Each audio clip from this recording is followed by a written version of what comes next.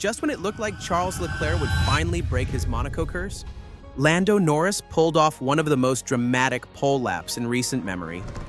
In the final moments of qualifying, Norris delivered a stunner, a 1-minute 9.954, snatching pole away from the home hero and shocking the paddock. But believe it or not, that wasn't even the wildest twist of the session. Max Verstappen? Nowhere near the front row. We'll get into that in a bit. Welcome back to Fuel Up Daily. If you're new here, make sure to hit that subscribe button so you never miss a moment. Let's dive into everything that went down during Monaco's pulse-pounding Saturday showdown. This was no ordinary qualifying session. McLaren came in with a bold strategy, allowing both Norris and teammate Oscar Piastri to squeeze in 2 hot laps on their final sets of soft tires.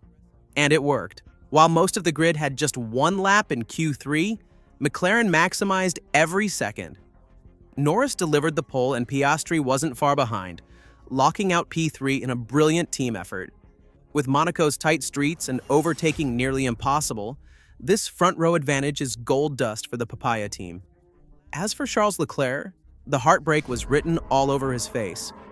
After nailing his first Q3 lap, it looked like he'd finally bring joy to the home crowd that has seen him crash or suffer misfortune here time and time again.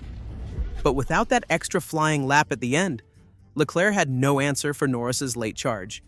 He'll start second, and while that's still a strong position, it's a bitter pill to swallow in front of a home crowd desperate for a Monaco miracle. Carlos Sainz had a miserable session. He failed to break into the top 10, ending up 11th after struggling with grip on his final Q2 run. For a driver already under pressure and constantly compared to his teammate, that's a tough result, especially on a track like Monaco where track position is everything. And now, the moment you've been waiting for, Max Verstappen. The reigning champion could only manage 5 pesos after what he called a tricky qualifying. Whether it was setup issues, track evolution, or simply traffic, Verstappen just couldn't find the rhythm. And starting 5th in Monaco, that's practically a nightmare. With Norris, Leclerc, Piastri, and even Lewis Hamilton ahead of him. Yes, Hamilton bounced back from a practice crash to take 4th. Verstappen has serious work to do on Sunday.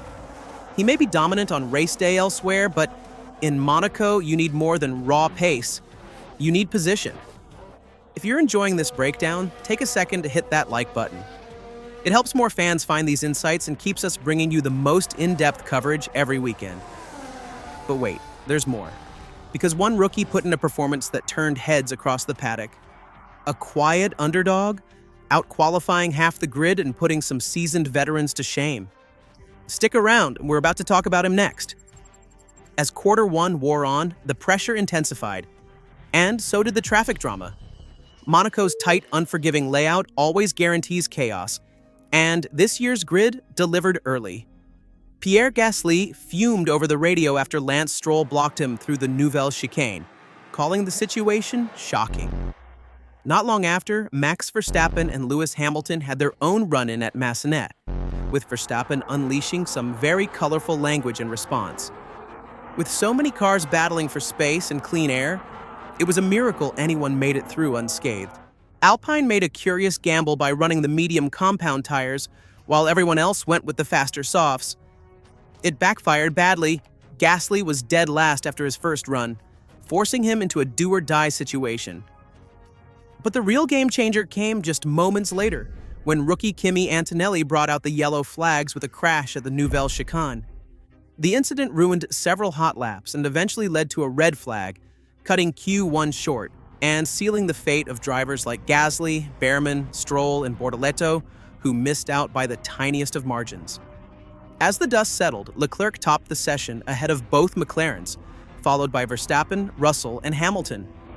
Albon, Alonso, Sainz, and Tsunoda also made it through, but barely. The timesheets were so tight that just 0.6 separated 1st from 15th. That's how close the competition has become. Then came Q2, and this is where strategies started to diverge. After a brief pause, the pit lane lights turned green again.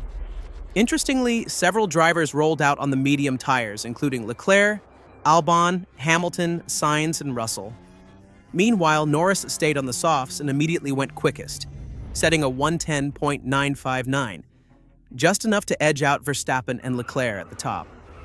But Russell's promising session came to an abrupt end when his car lost power in the tunnel, forcing another red flag and knocking him out of contention. Once the track went green again, the remaining drivers had about 8 minutes to save their sessions. Albon, Alonso, and Sainz stuck with their medium tires, trying to make the most of a clever gamble. But the Ferrari duo of Leclerc and Hamilton weren't taking chances. They switched back to softs and immediately jumped to the top of the leaderboard. As the final Q2 laps came in, it was Lando Norris again who stamped his authority with a 1:10.570. Leclerc slotted in just behind him, followed by an impressive Alex Albon, who had wisely ditched the mediums for softs on his final run, then Piastri, Verstappen, and Hamilton. Racing Bulls had both cars through again. Alonso managed to sneak in despite staying on mediums, and Esteban Ocon looked visibly thrilled to break into Q3, but not everyone shared that joy. Carlos Sainz couldn't find grip on his soft tire run and ended up 11th. Another frustrating moment in a weekend that keeps slipping away from him. He was joined by Yuki Tsunoda, Nico Hülkenberg, and the unlucky Mercedes pair of Russell and Antonelli, who were left watching the rest of qualifying from the garage. And now, with only 10 drivers remaining and the track constantly evolving, everything came down to the final showdown in Q3. What happened next would shock even the most seasoned fans, including a pole lap that no one saw coming, and a few veterans left scratching their heads. Before we get into that madness, if you've made it this far and you're enjoying the deep dive, make sure to subscribe for more F1 breakdowns, controversies, and quali drama after every session. Now let's move on to the final act of this Monaco thriller. In the end, it was Lando Norris who stood tall, snatching a brilliant pole position in the dying seconds, and doing it in style. For McLaren, this wasn't just a one-off. This was proof that they're now true contenders. For Leclerc, it was more heartbreak at home.